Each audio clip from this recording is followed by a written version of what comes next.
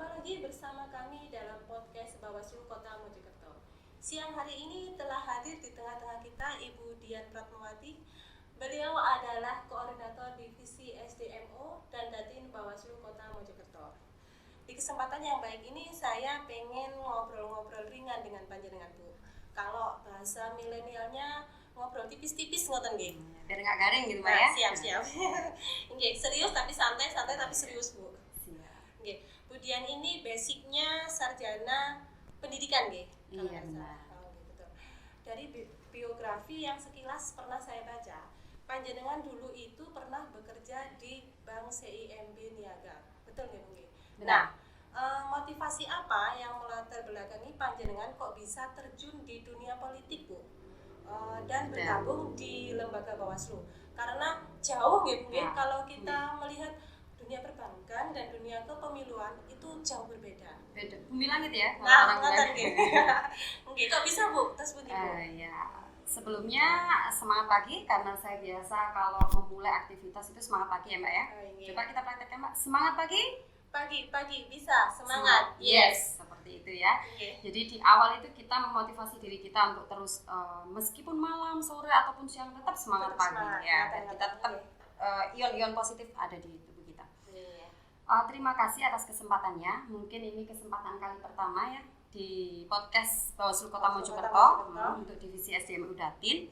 Jadi memang dulu awalnya itu saya memang dari PT Bank CIMB Niaga. Jadi kurang lebih 8 tahun saya bekerja di perbankan. Lumayan lama nih Bu. Lumayan lama sekali. Lama sekali kalau menurut saya Mbak. Karena sebelumnya juga 3 tahun atau 5 tahun gitu. Terus yang kedua di PT Bank CIMB Niaga itu. Jadi di situ saya bagian operation officer. Waktu itu karena suatu hal untuk divisi small microfinance untuk PT Bank CIMB Niaga itu diubah menjadi small medium enterprise. Jadi harus berangkat training ke Jakarta selama 6 bulan. Nanti pun penempatan pun juga tidak akan di Jawa Timur. Kemungkinan gitu, bisa di random di luar Jawa Timur. Nah, waktu se-Indonesia waktu itu kondisi ideal saya hati saya meronta. Artinya saya waktu itu punya anak kecil Mbak. Mama nih, hati mama ya. Punya istilahnya itu, waduh saya kerja jauh-jauh ini juga buat apa ya? Maksudnya anak kecil dan lain sebagainya. Akhirnya saya memilih, enggak saya juga sih sebenarnya banyak teman-teman lain memilih untuk pensiun dini waktu itu. Jadi saya untuk pensiun dini dalam perjalanannya itu ada tes Bawaslu itu ya, ada pengumuman untuk seleksi Bawaslu itu. Saya pikir gini, waktu itu kan saya jadi ibu rumah tangga ya, waktu itu kan masih ini pasca pensiun dini itu, bagaimana seorang emak-emak berdaster ini ya punya keinginan, punya niat untuk ikut serta di dalam demokrasi, ikut serta berpartisipasi, tentunya menjadi penyelenggara yang dalam kesempatan kali ini kan Bawaslu-nya yang mengadakan tes ya. Saya waktu itu ya coba-coba berhadiah aja karena memang basically saya juga awalnya coba-coba tapi memang benar-benar bismillah tapi Bu. Gusti Allah merestui ya. Jadi dari restu orang tua saya berangkat untuk ini tentunya dengan restu suami juga ya untuk berangkat untuk tes Bawaslu. Jadi di situ saya merasa oh ya. Tapi waktu pada perjalanannya juga gini, saya mikir kalau dalam hati kecil saya gini, demokrasi itu sebuah ruang ya. Tanpa sisi perempuan itu juga tidak akan jadi demokrasi yang ideal gitu ya. Hampa saya sebagai seorang wanita saya harus berdaya, harus bisa untuk ikut serta, andil juga gitu loh. Sebagai penyeimbang benar seperti itu. Apalagi dalam Undang-Undang 7 2017 tentang kepemiluan ya, dalam pasal 92 ayat 11 itu ya, disebutkan bahwa komposisi Bawaslu provinsi dan Bawaslu kabupaten kota itu ada keterwakilan 30% perempuan. Kenapa enggak saya ambil kesempatan itu ya kan? Coba-coba dulu itu tadi. Seperti itu. Tapi setelah masuk ya Mbak, setelah pengumuman alhamdulillah memang lolos, saya takjub lagi. Ternyata di dalam Bawaslu Kota Mojokerto yang hanya 3 komisioner, karena kita kecamatannya sedikit ya Mbak, 3 komisioner itu sudah tidak 30% lagi, bahkan lebih dari 30%, 69 kalau bisa di persentase ya, karena dari 3 komisioner itu 2-nya itu Sri Kandi Mbak, yang satunya baru laki-laki. Jadi ya Allah saya benar-benar di situasi yang surprise banget gitu, alhamdulillah gitu berada di sekeliling mereka seperti itu. Jadi saya rasa ya sah-sah aja, siapapun bisa untuk challenge untuk di Bawaslu saja gitu.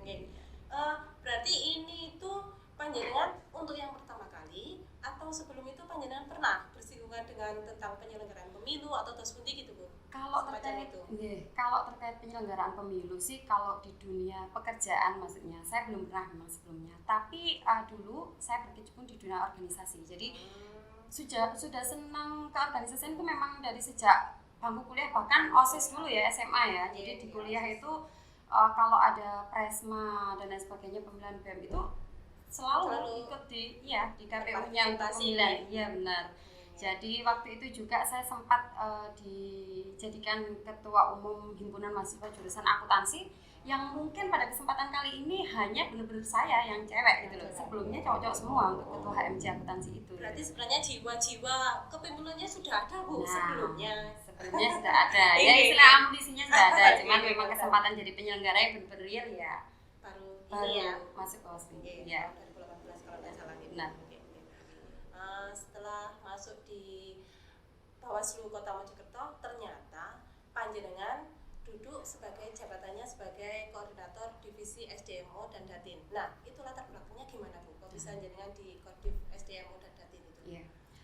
Kalau masalah penentuan divisi Mbak ya, karena kita kan cuma 3 ya. Kalau penentuan divisi sih dalam pleno juga. Saya rasa waktu itu ketika saya diampu di divisi SDMO Datin, saya ambil sisi positifnya bahwa memang background saya memang pendidikan akuntansi, karena SDM itu bersinggungan juga dengan perencanaan anggaran gitu ya. Kalau kita kulik lagi terkait Perbawaslu 1 tahun 2020 yang dirubah di Perbawaslu 3 ya tahun 2020 tentang tata kerja dan pola hubungan kelembagaan Bawaslu ya. Di situ jelas bahwa kabupaten kota yang beranggotakan 3 komisioner itu ada dalam pasal 23 kalau tidak salah itu disebutkan bahwa ada 3 divisi ya di kabupaten kota. Yang pertama itu adalah divisi pengawasan, humas dan hubal ya. Yang kedua adalah divisi hukum, penyelesaian sengketa dan penanganan pelanggaran. Yang ketiga baru SDM, organisasi dan data informasi. Di Perbawaslu itu juga disebutkan pasal 24 bahwa salah banyak sih, bukan salah satu ya.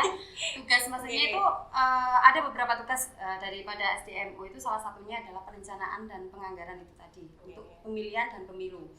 Dan juga harus menangani bagaimana sih kita bertanggung jawab atas kelembagaan, pembinaan. Nah, kalau yang pemilu kan memang ada pengawas kecamatan dan lain sebagainya sampai pengawas TPS ya.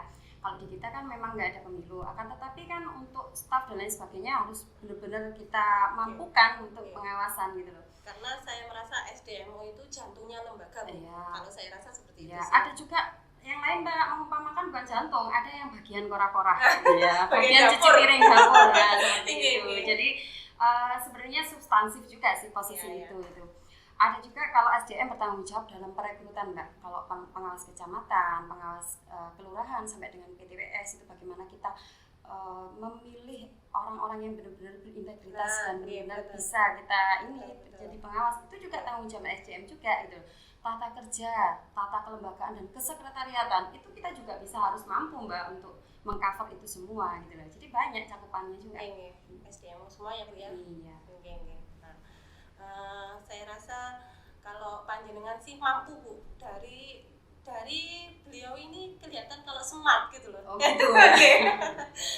Kamu tahu kalau salah ini.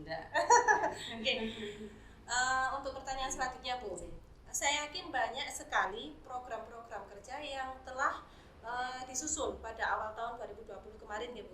Tapi karena adanya pandemi COVID-19 ini, jadi mungkin sedikit terganggu atau tidak bisa terrealisasi, terhambat gitu nih.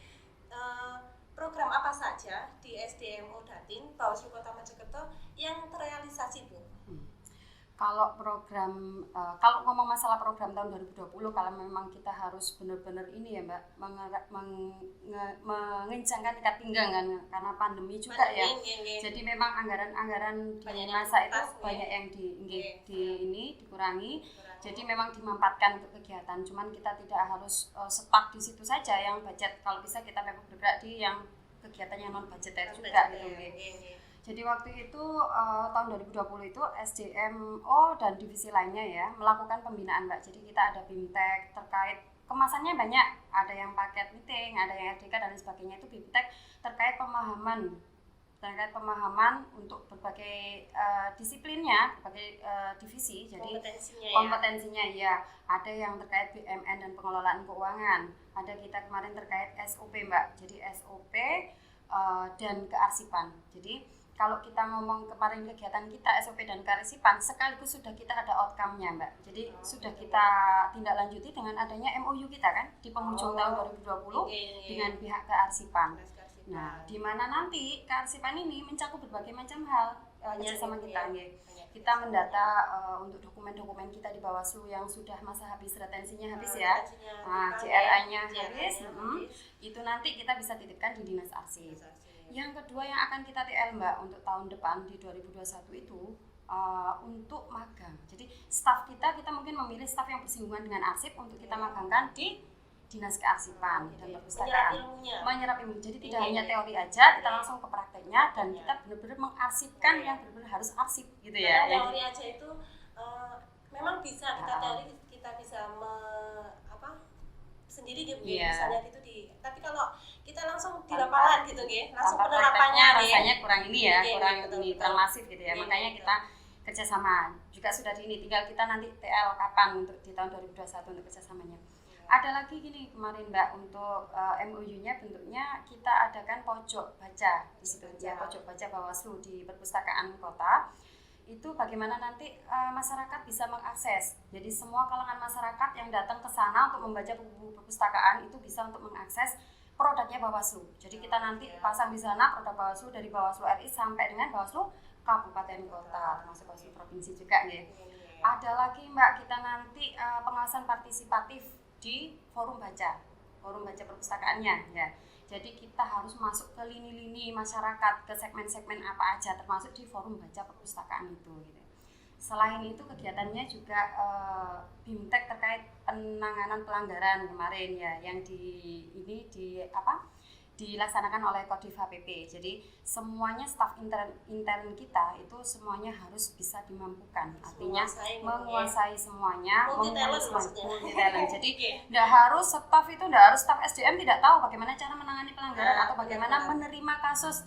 Kalau misalnya pengaduan dan sebagainya itu semuanya harus bisa menguasai. Makanya kemarin juga ada kehumasan juga Mbak. Jadi di kehumasan, buletin dan lain sebagainya, bagaimana penulisan, bagaimana medsos itu ya kita pintarkan juga untuk internal dan Bawaslunya. Terus lagi penyelesaian sengketa itu seperti apa gitu kan. Banyak juga sekali. Terus ini ya sosialisasi partisipatif dengan itu yang menjadi divisi PHL ya, yang menjadi ini program kerja divisi PHL ya. Berarti sudah banyak sekali nih Bu ya yang sudah terrealisasi di SDM Mudatin Bawaslu Kota Mojokerto. Baik, ini ada satu lagi yang tidak kalah penting. Seingat saya waktu itu panjenengan itu pernah terlibat dalam penulisan buku perempuan yang. Nah kebetulan saya bawa bukunya Bu. Nah, kalau orang tanya ini perempuan yang apa ini Mbak? Yang cantik atau yang apa ya? Banyak arti Bu. Banyak arti. Buku ini dihimpun oleh Bawaslu Provinsi dari beberapa Srikandi pengawas pemilu se-Jawa Timur Kalau tidak salah entah 9 orang atau berapa gitu ya. Bisa diceritakan sedikit Bu tentang bukunya ini? Iya. Alhamdulillah itu Mbak, kemarin itu sebenarnya buku perempuan yang ini adalah produknya daripada provinsi. Jadi provinsi itu menggandeng para Srikandi di kabupaten kota untuk ikut serta dalam penulisan gitu loh. Tentunya disesuaikan dengan di daerahnya masing-masing. Artinya dari 9 orang itu kebetulan alhamdulillah Mojokerto dua-duanya ikut Mbak dalam penulisan tersebut. Sama Bu Indri juga. Kodim HPP. Jadi di situ kita mengulik bagaimana sih kaum perempuan yang terpinggirkan. Artinya dalam tanda kutip itu termarginalisasikan. Bagaimana kita tahu sih demokrasi dalam kacamata mereka yang ojek online, yang nelayan, yang buruh pabrik seperti itu. Tapi waktu itu memang saya bagian untuk ini ojek online Mbak ya. Tapi ekspektasi saya di luar dari ekspektasi saya bahwa memang ternyata perempuan-perempuan tangguh itu, ternyata perempuan-perempuan ojek online itu panjenengan juga perempuan tangguh. Gitu ya. Dari mana ya? Dari bentuk postur tubuhnya Mbak. Jadi perempuan-perempuan tangguh itu gini Mbak. Kalau dari kacamata kita yang awam tentang dunia politik, saya rasa dengan mendatangkan mereka untuk mencoblos berpartisipasi dalam pemilihan itu sudah bagus. Ternyata tidak hanya itu aja Mbak, tidak berhenti di situ saja.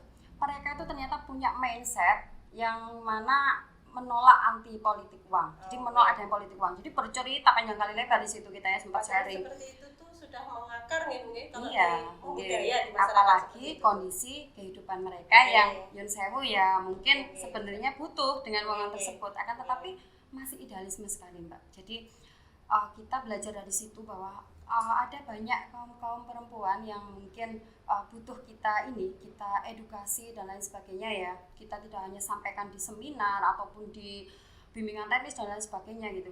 Di hal-hal yang terkecil gitu, di sekup-sekup yang terkecil itu bahkan harus kita sentuh gitu loh. Artinya mereka itu dengan budaya seperti itu bisa menciptakan pemilu yang berintegritas gitu ya. Bagaimana perempuan yang seharusnya dia butuh Mbak untuk kesehariannya, kan tapi dia tolak loh. Jadi datang ke rumahnya bawa amplop, bawa amplop dia tolak, amplop plus isinya tentunya ya, bukan amplopnya ditolak. Jadi saya dari situ seperti ini berarti ya, bahwa perempuan itu kita itu kuat, kita itu bisa dan kita itu berdaya gitu loh. Jadi saya belajar dari situ bahwa memang benar-benar tidak harus istilahnya kita gencarkan pada komunitas dan lain sebagainya yang istilahnya hingar-bingar ini enggak, tapi kaum yang kecil-kecil itu justru ini sangat respect sekali dengan adanya tolak money politik itu. Sangat ini nih, sangat positif maksudnya ya. Benar. Ya betul. Ini pertanyaan terakhir Bu. Pasti banyak sekali harapan-harapan baik yang ingin dicapai oleh Bawaslu Kota Mojokerto. Lalu harapan Ibu untuk kerja-kerja Bawaslu pada tahun 2021 mendatang ini apa Bu untuk SDMU? Kalau harapan Mbak ya, kalau bilang masalah harapan terkait dari kegiatan ya, kalau orang bicara pandemi pandemi COVID ini, kalau kita bicara terkait kegiatan itu kan mungkin mindsetnya orang kan rap gitu kan, ada anggaran dan lain sebagainya. Saya rasa kita tidak bisa berkutat di situ Mbak. Artinya kita tidak berharap lebih dengan anggaran yang ada. Cuman kan kita bagaimana memaksimalkan non budget Mbak ya. Jadi kita itu terus menjaga eksistensi Bawaslu. Bagaimana Bawaslu itu tetap ada walaupun pemilu dan pemilihan itu tidak ada, akan tetapi itu tetap ada. Dan kita harus terus memupuk dari hari ke hari, dari waktu ke waktu bahwa kita ayo monggo semua masyarakat ini adalah bisa untuk melaksanakan pemilu partisipatif. Tidak harus Bawaslu yang hanya segelintir orang itu, akan tetapi semua masyarakat, semua itu tersosialisasikan bahwa kita juga bisa ikut di dalam mensinergikan demokrasi di Indonesia ini melalui pengawasan partisipatif dari segala lini Mbak. Jadi nantinya kita sentuh di sekolah di pramuka ada Satya Adiaksa pemilu itu, terus habis itu nanti di berbagai MOU yang sudah kita kerjasama itu semuanya nanti kita berusaha untuk tersosialisasikan. Betul. Maksudnya kayak penguatan kelembagaan itu juga penting juga ya Bu ya. Kalau di luarnya ya stakeholder dan lain sebagainya. Kalau internal tetap enggak. Kalau seperti itu tetap dari hari ke hari itu akan harus mengalami perbaikan dari skill mental building dan lain sebagainya itu harus terus terpupuk. Amin. Semoga harapan-harapan baik ini bisa terlaksana, bisa terrealisasi di tahun 2021. Sebenarnya ini pembicaraannya menarik sekali Bu. Tapi terus waktunya ini juga ya mungkin next ya Mbak ya. Berharap ini nanti next ada sesi selanjutnya kita lanjutkan ya Bu. Demikian bincang-bincang ringan kita kali ini bersama Ibu Dian Pratmawati, Koordinator Divisi SDMU Bawaslu Kota Mojokerto. Semoga apa yang telah disampaikan membawa manfaat ya Bu untuk kita semua. Amin. Terima kasih telah bergabung bersama kami dan jangan lupa untuk info terupdate kunjungi website resmi kami yang sudah tertera di bawah ini. Saya undur diri. Mohon maaf jika masih banyak kekurangan. Wabillahi taufiq wal hidayah. Wassalamualaikum warahmatullahi wabarakatuh.